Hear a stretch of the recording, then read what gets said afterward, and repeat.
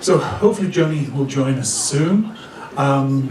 If you follow my weblog, you'll have seen the work I've been doing around the mess. There's the TCR, the messaging monopolies, and some of the really nasty stuff that's been going on in the US business around A2P messaging.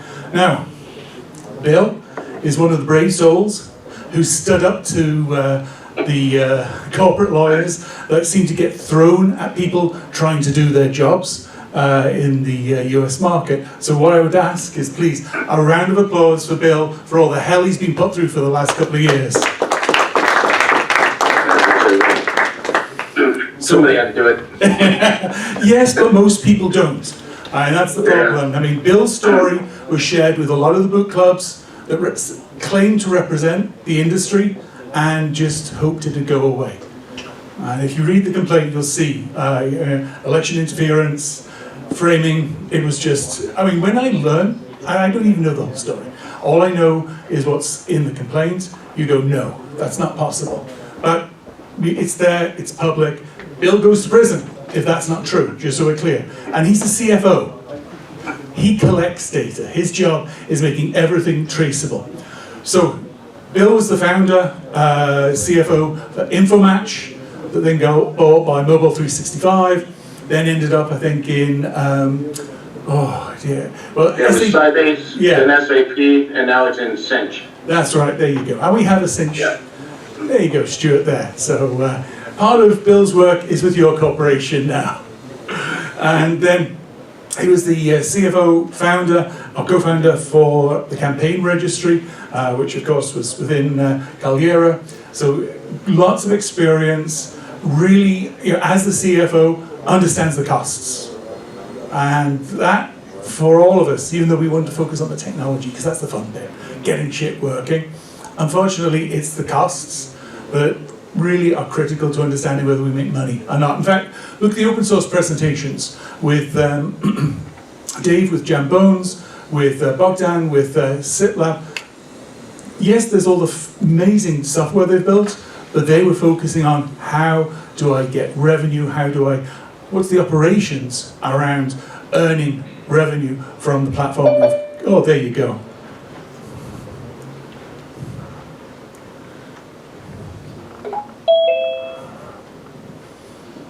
There we go. I think Johnny's coming. Yeah, let me just change the view. Oh, I've got it on speaker. Johnny, can you hear us? I hear you guys. Cool, there you go. So I'm going to do it as a gallery so that you can see. There you go. So what I'm going to do is kick off with actually picking on you, Bill. Okay. So it's one of my gripes. When I'm trying to work out the cogs for all these aggregators, what is the cost of an SMS? Maybe you can share some of the complexities in such a simple question.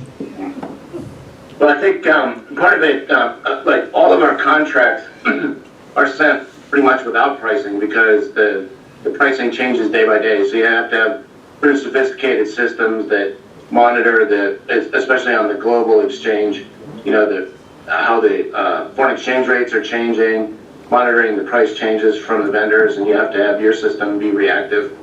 So that's kind of the most difficult part of it. And I think, in the long term, the aggregators get down around the 10 to 15% margin. So, when they want to start looking more like a software company and having the higher margins to show that they're like a growth company, they start doing things like moving operation costs below the line and just to make the gross margin look better. And then they end up having extra sales and marketing costs, things like that. But I mean, that's essentially how it works. And now with all of the 10 DLC changes in the US, especially, now you've got like mini short code fees on all of it on their own with all the campaign charges.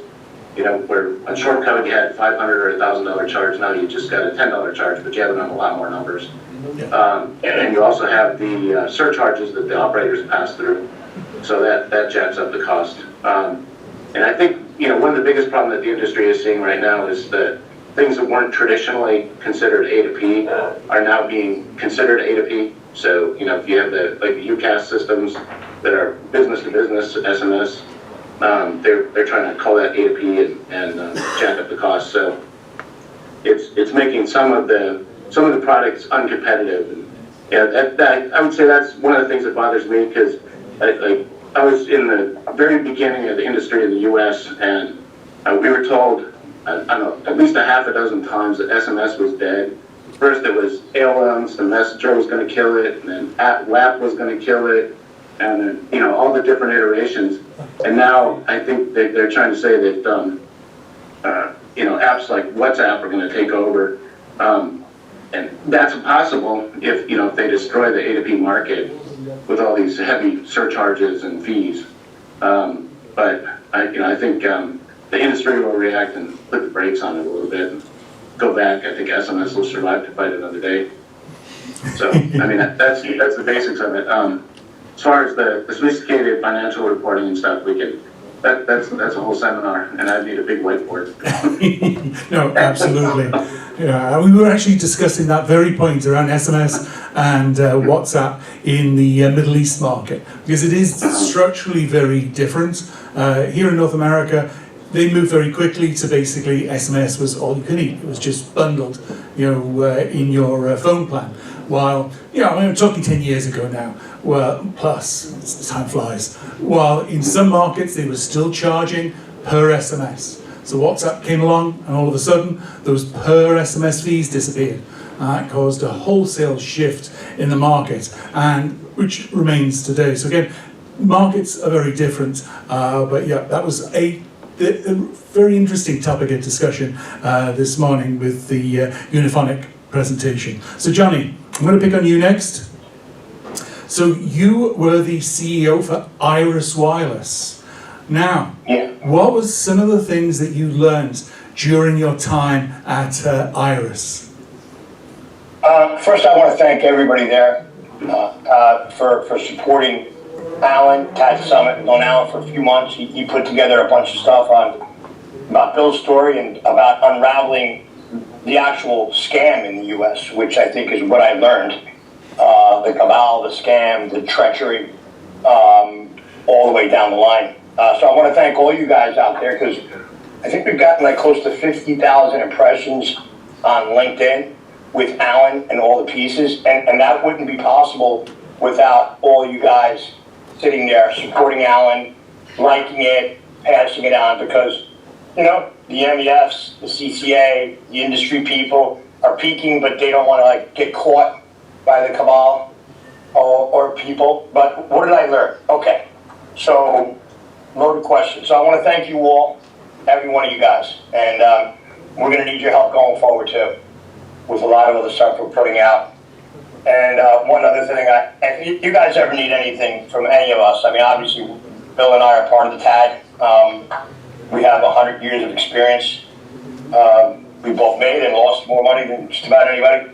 Bill actually founded the first interrupt company in the world, and that is now SAP. But what did I learn? Okay, so basically, it's now Cinch. Well, it was SAP, it's now Cinch, and Cinch got their hands on that. What did I learn? Well, I came from the prepaid calling card industry, voice industry. I was restructuring a bankruptcy and lent some guy some money who said he was buying a messaging company. Okay, and we could use it for top-up, because at the time I was running distribution channels throughout the U.S. And got involved with the company, restructured it, crazy story, which I'll get into later on in the piece. Wiped out, tens of millions of dollars of debt on the company. And then I got hit in the face by a company called Cerberus. And it's just staggering what they tried to do. So they basically, and Cinch actually was SAP then. And Virginie DeBree, who's actually at Cinch now, which is a great move by Cinch, by the way. She supported me. They tried to basically terminate these auto-renew agreements we had. So we had agreements between, because the industry started, it was, Cineverse, Iris, and Cinch, SAP. SAP had Verizon. We had Metro PCS and some of the rural companies.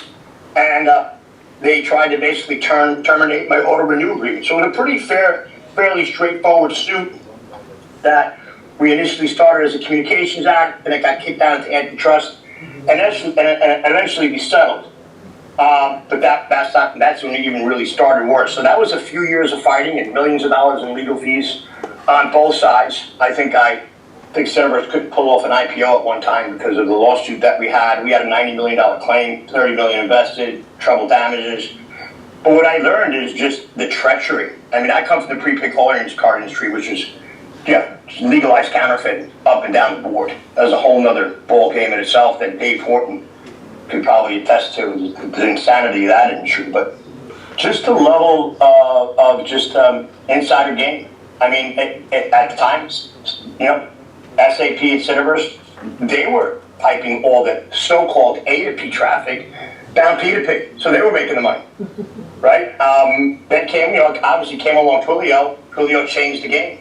What can be sent, what can't be sent, what's an A2P, what's not an A2P, and they exploded.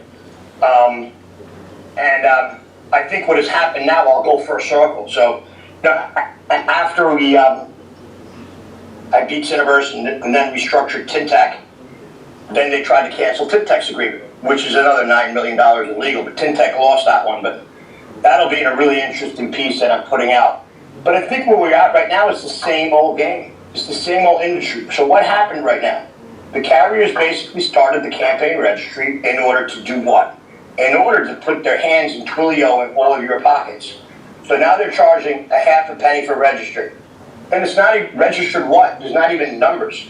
So they started this thing called the campaign registry that we found out doesn't even have phone numbers in it. So you have a phone book with no phone numbers.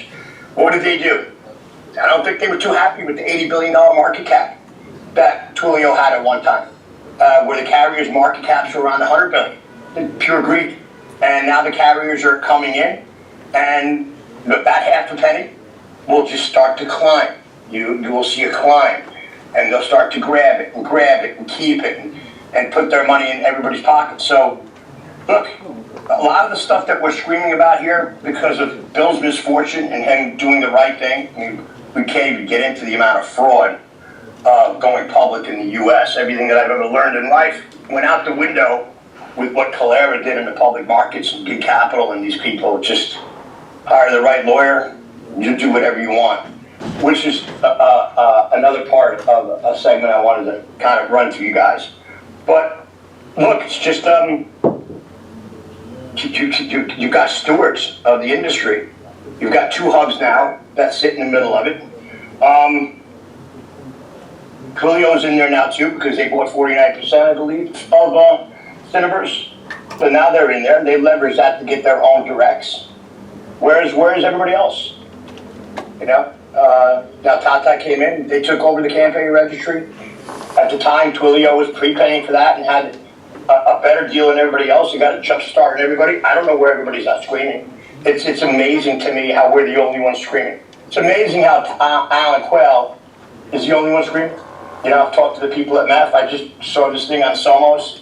Everybody's like just quietly like, oh, okay, don't piss off AT&T, T-Mobile, Verizon. Why? They're all public traded companies. And on top of it, you've got a spam epidemic in the U.S., which can be solved. There are solutions for it. So I think if I'm rambling a little too much, guys, I'd rather take some Q&A instead of just talking because Exactly. Alan knows me and Bill knows me. If you get me talking, it'll be like Tuesday by the time I finish.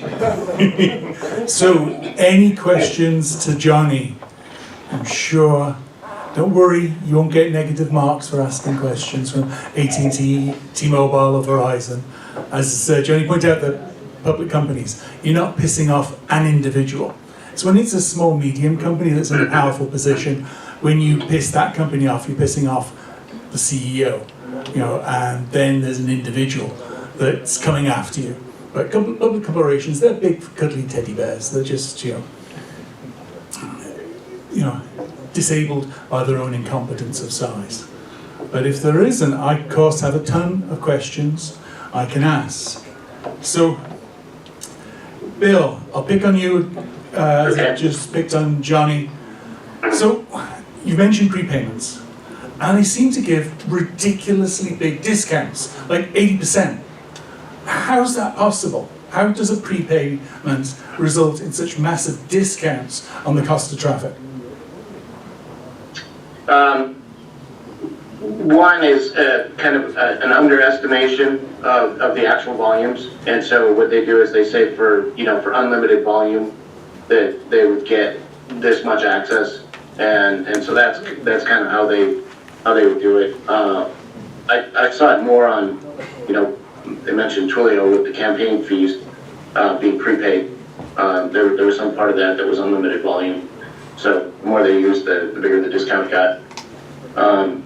And Johnny, you can probably address the prepaid on the international SMS a little better. Well, they're basically, a lot of gateway companies. Twilio will go and prepay for any deal, anywhere. So they'll give a company $20 or $30 million, let it sit in their coffers, and then basically have their money sit there and bury it in their cost of goods and put it into marketing. So Twilio could be paying anywhere, I know, at least $100 million, upwards of $200 million. That's just sitting in other people's bank accounts that they're burying in their marketing costs. And Bill, maybe you want to walk through how that works and how that affects gross margin, how that affects the overall view of the company, and how that's a whole nother smoke and mirrors. So I think bury it in their costs, our marketing costs. Bill, you're the expert on that. Yeah, sure. So going back to my earlier example of, a typical margin being around, gross margin being around 15%, cost of goods on, on international SMS, that's kind of about where the market is. If you take the cost and prepay it, then all of a sudden your gross margin is 100%, which we all know is not really true. But it's only for certain segments, so they blend it all together, and they have this one line called revenue, and then they have another line called cost of revenue, and cost of revenue is just smaller than it should be, and marketing expense is larger than it should be, and that's how they move it. And I think, like in the case of Twilio, they've been getting close to 50, be able to get up to close to 50% margin, right, Johnny? Yeah, 45. They were upwards of 55 at one time. I mean, look at since margins are lower. Look, you could probably get away with a 20% margin, unless your company's like Soprano Design. They have really good margins, maybe Uniphonic, that are straight. But any aggregator, it's just not even possible. And like in the case of Kalera, with this year, with the carriers mandating that everyone had to register, so I'm sure the registrations and the numbers of campaigns went way up, and all of that margin, on the campaign registry side is very, very high margin, because it's just the database and then collect the fee, and that gets blended with the rest of Kalera's margin, which is aggregator. So you've got 95% margin or better on one item, blending with 15% margin. So that's how Kalera was able to increase their numbers so much during the first and second quarters. Yeah, completely. I mean, they're what was it? How do you they reported a $9 million loss, but yet positive adjusted EBITDA. Yeah. On a $9 million loss, though, they were just trading dollars. A lot of the aggregators are just trading dollars. And that's why I think you see a lot of the market caps have come down, which is a whole nother conversation itself. But look, the industry's there, and SMS is there. Did that kind of answer your question, Alan? Because obviously me and Bill were talking about this. We need to whiteboard this whole thing and kind of unravel it, and then not get killed by some of the companies out there once we explain how they're just full of shit. Well, it was always a question I had around, Twilio's gross margin versus the rest of the aggregators. So I think we've covered that one quite nicely. Now, there's so much we could cover here. I don't want to hog the questioning here, but anybody got any questions around the games that are being played around messaging, both within the US but also international? So I'll ask one that, again, it's always I find very puzzling in the messaging business, is why do the local aggregators, the in-country aggregators, seem to get such low pricing from the local carriers?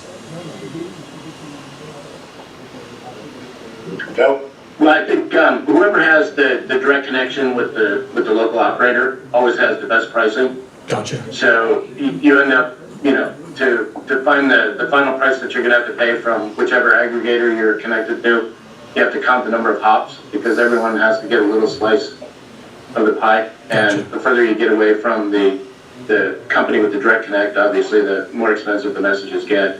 Understand. And we always kind of joked around and called it, the aggregator market is co-opetition because everyone's connected to every carrier on the planet somehow. Yeah. And it just depends on how many, so the name of the game is how many direct connections you have because if you have the direct connection, that's going to give you the most margin overall. Yeah. You'll have the biggest slice of the margin to those messages. Yeah, that makes sense. And I think that's coming back. I think Twilio's going to have a problem competing internationally without question with the InphoMatch and the Cinches and companies with connectivity. Because the smoke and mirrors of, hey, we're a software company, it's not the case. Just not. I mean, look at the money they're losing every quarter. They're losing that on their software investments. So, that's another conversation about how they became an $80 billion market cap company. Well, that's Crane, and that's a great they'll never be publicity profitable, campaign. ever.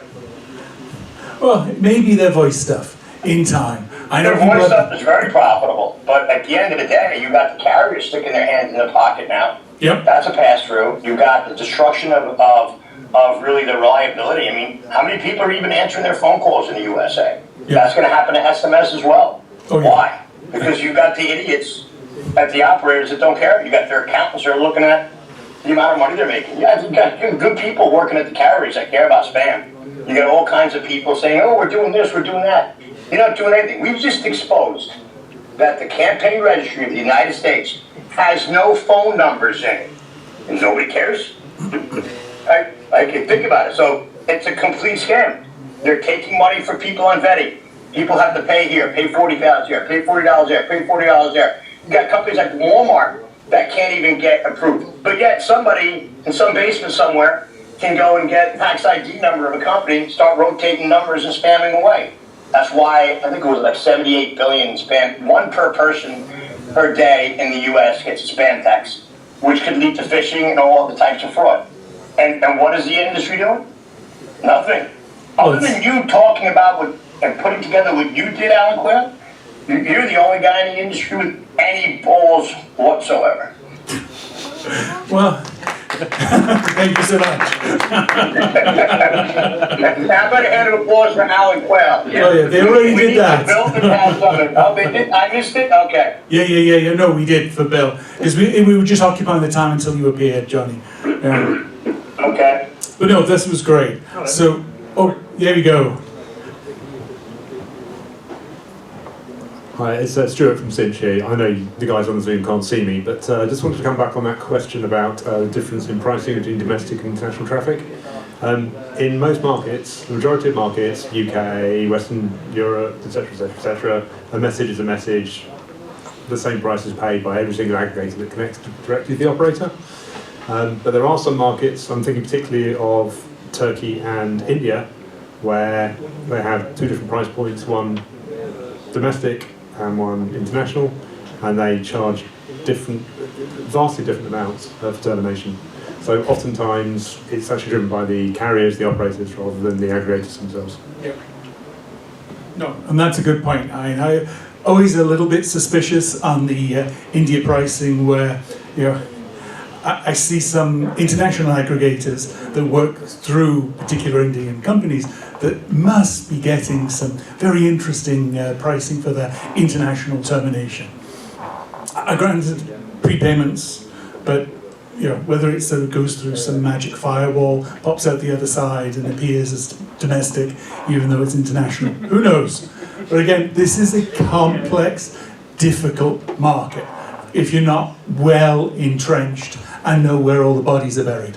Because that's, this has been going on. Well, I always point to, I remember back to the premium SMS days.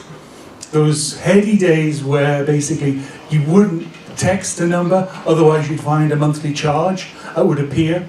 all the gaming that never worked on your particular device, or the porn that was being sold using premium SMS. And so look at all that cowboy activity sort of evolved into the A2P industry, and a lot of the characters that sort of grew up through that and that Wild West scene are now trying to be more respectable, but also trying to consolidate their sort of positions. And as I already did in the Messaging Monopolies weblog, showed all these different players within the North American market, and look, they're in other markets as well. I mean, net number, it's all around the world, but it's just an example of how they achieved for themselves a relatively unique position where they all are sole players. Although there's two, I'll give you that for the DCAs. DCAs are direct carrier aggregators, so they've got the direct connections for SMS. Of course, we need to break it down into what type of SMS it is, but I don't want to waste time there.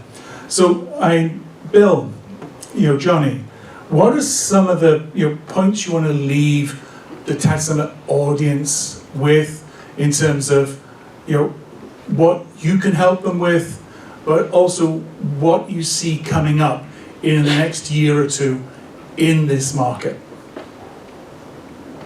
Bill, you want to take it? You want to let me speak?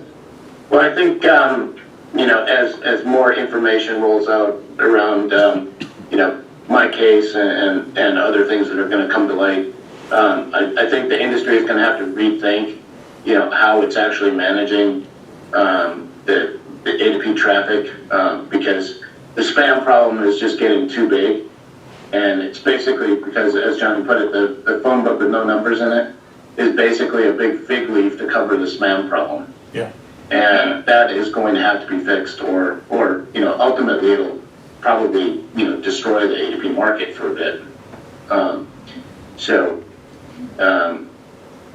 That's anything. Go ahead, Johnny. I'm going to talk to the founders. When I found out how many founders are at this event, really blown away. I think, Alan, you said 29 or 30 people are in person.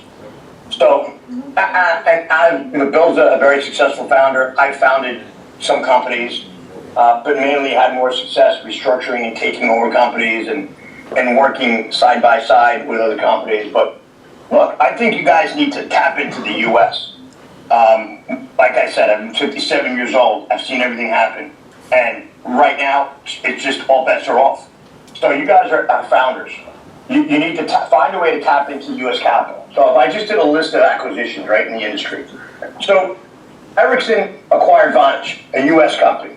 Different way around. Calera went public in a shell, SPAC deal, by buying Hook Mobile, ended up making hundreds of millions of dollars in the U.S. market. Tata comes in, cleans it up. They go to town. They probably steal hundreds of millions. Well, not steal. They take hundreds of millions of dollars from investors and debt and what have you. They're gone. MessageBird comes to the USA. They go to California. They raise tons of money out there, crazy valuations, and they get away with it. InphoMatch comes into the USA. They buy IntelliCloud. They make strategic acquisitions. They buy Peerless. So they buy another company in the USA. Their position. Proximus buys Telesign. Do you see where I'm going with this? SoftBank obviously got out of Ascension. Now does a deal with BTS. Smart move. So look, the U.S. is a central part, I believe, to capital. And I believe anybody outside the U.S. needs to find a way to get their hands inside the U.S. markets, capital markets, or what have you. Because pretty basically, I hope it's probably recorded, you can do whatever you want here. We just found that out. Like an amazing way. You can literally do whatever you want, which I don't know how it is in Europe. I don't think it's that way in Europe. They kind of have rules over where you guys are. Well, you have rules in the US, it's just whether people follow them or not. No, there's no rules in the US. There's no rules. Well, there are embargo rules on traffic. There's this, it's a smoke and mirror. I mean, look at Calera, they hired the former chief counsel for the SEC.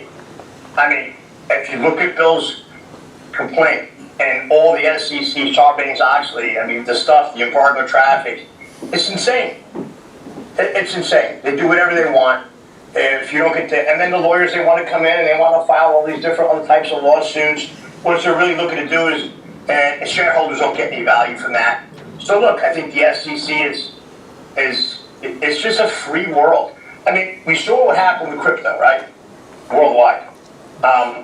And it's that's a worldwide phenomenon, I think.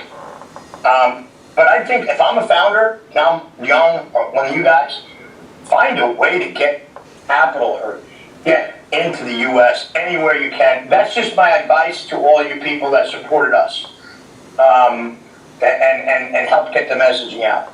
So, and look, we want to try to help TAD in any way we can. I mean, I'd love to try to find a way to bridge, Wall Street or capital in the U.S. to some of the founders. I think it's an important organization. I've looked at all the rest of them, and depending on, you could pay any one of these organizations. I mean, look at Kalera. Kalera's on the board of MEF. They knew what they were doing over there. They knew, but you pay your fees, you pay your bag, we shut our mouth, we don't like, we don't push, nobody looks, nobody reads. So, I don't know. You got one life, it's a short life. I don't begrudge the guys at Kalera for what they did.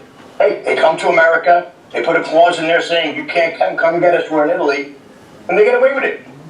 So, that's my advice to people over there. Just find a way to get into the U.S., get into the capital markets, and any way Bill and I can help you guys or advise you guys. We're going to be part of the TADSummit until Alan throws us out. No, that was excellent, Johnny. Again, Bill, Johnny, thanks so much for all your help and support this year. We'll be here to help and support you. Definitely, Johnny's connections, the people he knows.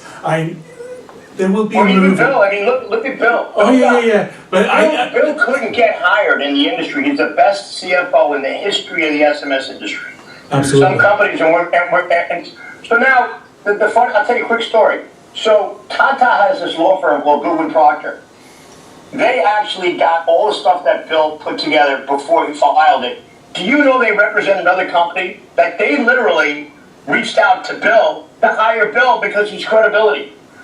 So, I mean, think about the insanity of that, on that. So, look, we're here for you guys, whatever. I think I'd like to hear some more feedback from founders and stuff on how we can help. What can we do better with TADSummit? I want to bring it to New York City. Nobody's giving you money in Paris at the end of the day. So, let's get to New York City. Let's come on over here. Let's try to help companies go.